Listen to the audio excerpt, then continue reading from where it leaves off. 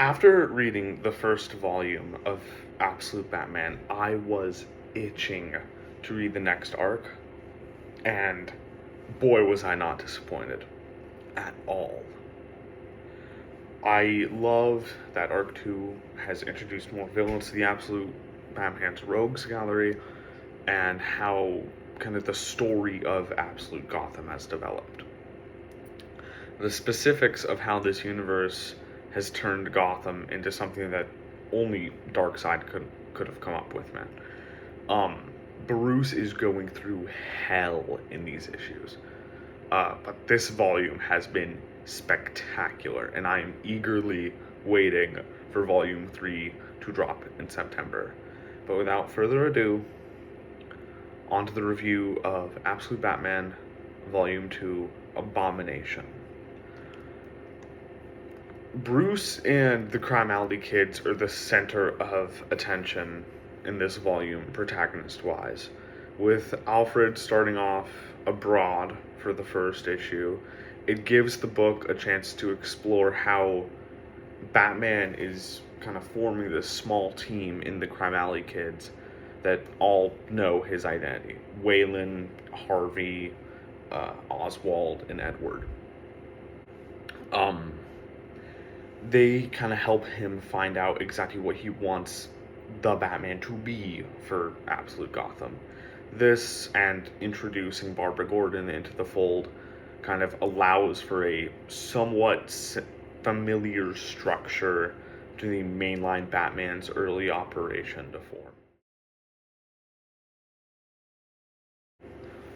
On the villain side of the story, the main antagonist here is Bane, obviously. And he makes his introduction showing the same amount of cunning and intelligence that the mainline one does. His introduction allows that kind of mastermind nature to be shown more than the physical threat that he is to Batman. And I mean, even though both are adequately shown in just that introduction, and no, I will not be showing any footage of his introduction, and those who have read it know exactly why.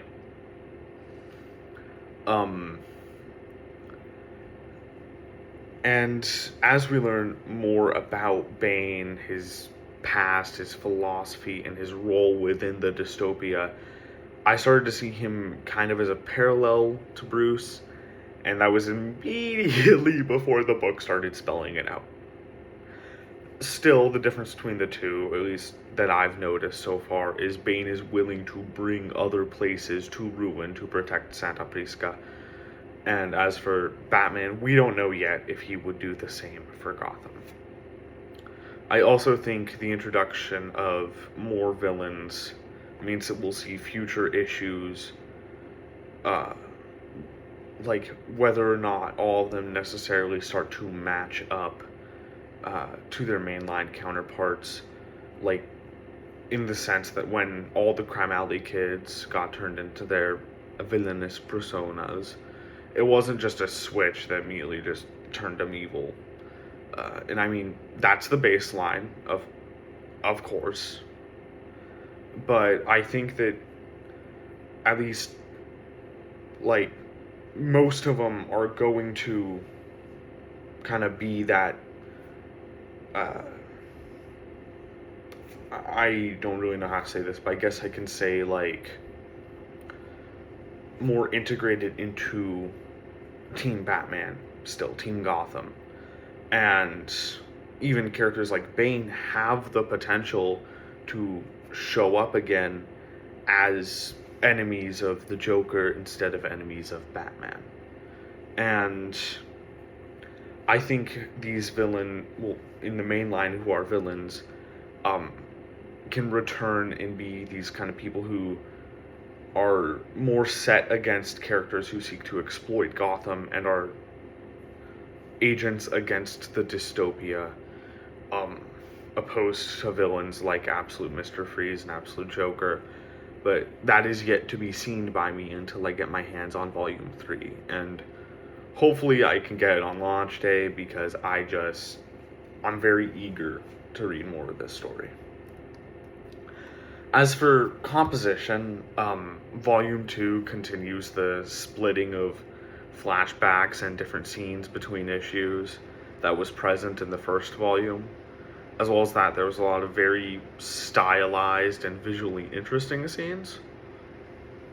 But the composition has a little bit less to talk about compared to other parts where the volume really shines, such as the plot.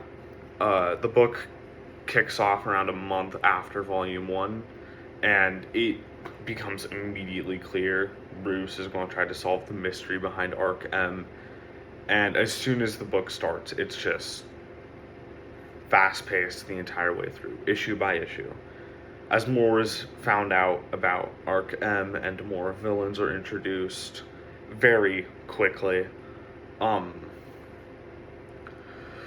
we see these unique takes on characters like Killer Croc, Poison Ivy, and Mr. Freeze that I cannot wait to see more of course.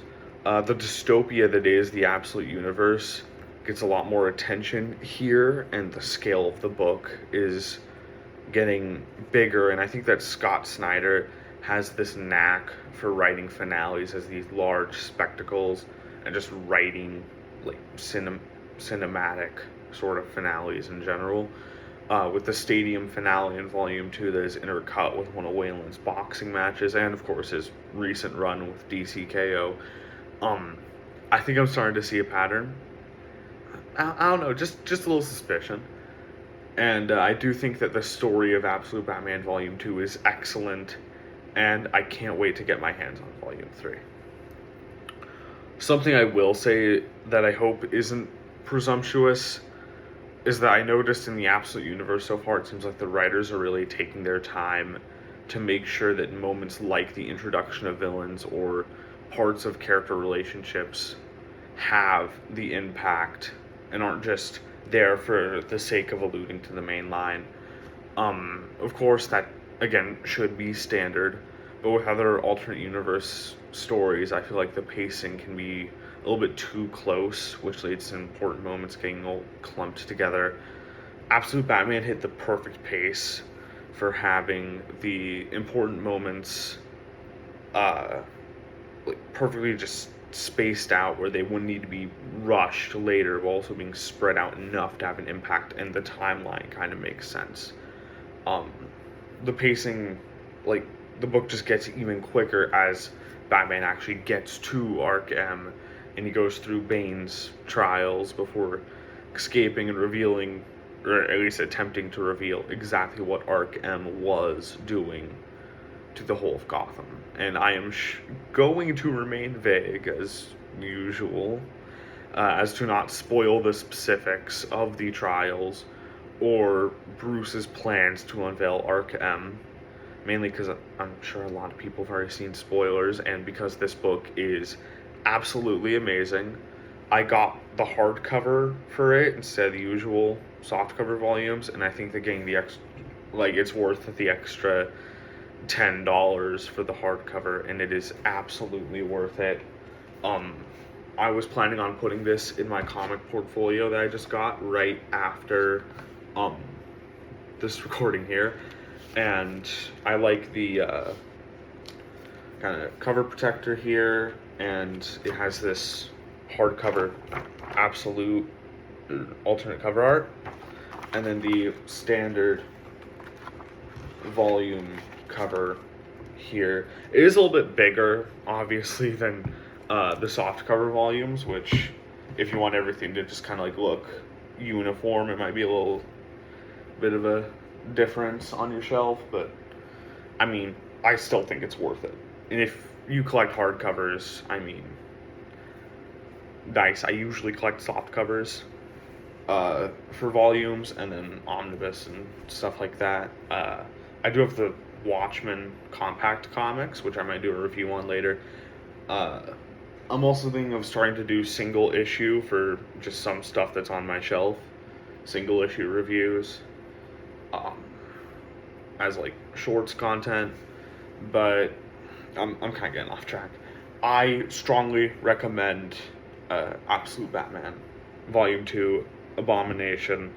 I can't wait to see where the story goes. There's a lot that I'm kind of trying to remain vague about just because of how much I recommend this. I don't think there's any, like, of course, no story is perfect, but this is a very well done volume. That is Silver Robe Reviews, signing off.